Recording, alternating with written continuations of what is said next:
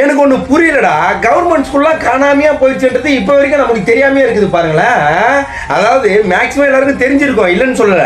ஏன்னா நான் படிச்ச ஸ்கூல்ல இருக்குதா இல்லையானே தெரியல. இப்போ 80s 90s காலத்தெல்லாம் வந்து இருந்த கவர்மெண்ட் ஸ்கூல்ன்றது வேற, கரெக்டா இல்லைங்களா? அங்க இருந்த வாத்தியார்கள் வேற, அங்க இருந்த டீச்சர்கள் வேற, அங்க இருந்த காலகட்டம் வேற, அங்க இருந்த சூழ்நிலைகள் வேற, எல்லாமே வேற.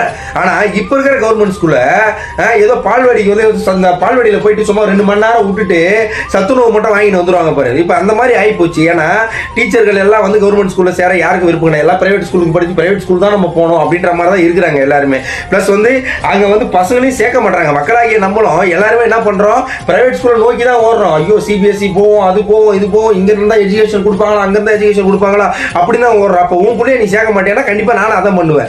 ஏன்னா அரசு பள்ளியில கரெக்டான வந்து கல்வியை மேம்படுத்தி கொடுக்குற மாதிரியும் கரெக்டா பசங்களுக்கு எஜுகேஷன் நீ கொடுக்குற மாதிரி இருந்தா ஏன் மக்கள் வந்து பிரைவேட் ஸ்கூல்ல வந்து நோக்கி ஓட போறாங்க? கரெக்டா இல்லையா? நீ 5 லாங்குவேஜ் எல்லா லாங்குவேஜும் நீ வந்து கற்றுத்தர, அதாவது பசங்க வந்து 8வது படிக்கிற பசங்க 10வது படிக்கிற எஜுகேஷனை கற்று வச்சிருக்காங்க அப்படின்ற ஒரு எஜுகேஷனை நீ கொடுக்குறனா கண்டிப்பாக யாருமே பிரைவேட் ஸ்கூலை நோக்கி ஓட மாட்டாங்க. இப்போ அந்த திட்டத்தை வந்து நோக்கி தான் தளபதி விஜய் அவர்கள், சிஎம் முதலமைச்சர் விஜய் அவர்கள் வந்து என்ன பண்ணியிருக்காங்கன்னா 80 கோடி 64 லட்சம் வந்து 74 கவர்மெண்ட் ஸ்கூலுக்கு, அரசு பள்ளிகளுக்கு ஒதுக்கி இருக்காரு. எதுக்கு? உள்கட்டமைப்பு.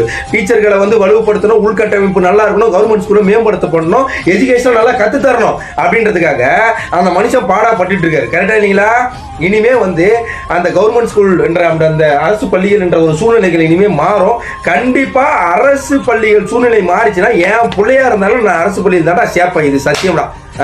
யாரெல்லாம் வந்து கண்டிப்பா சேர்ப்பீங்கன்றத, அதாவது இந்த மாதிரி வந்து எஜுகேஷனை நல்லா மேம்படுத்தி கொடுத்துட்டு இருக்காரு. இனிமே அப்படி மாறிச்சுன்னா யாரெல்லாம் வந்து தான் பிள்ளைய எடுத்து போய் கவர்மெண்ட் ஸ்கூல்ல சேர்ப்பீங்கன்றத கமெண்ட் பண்ணுங்க.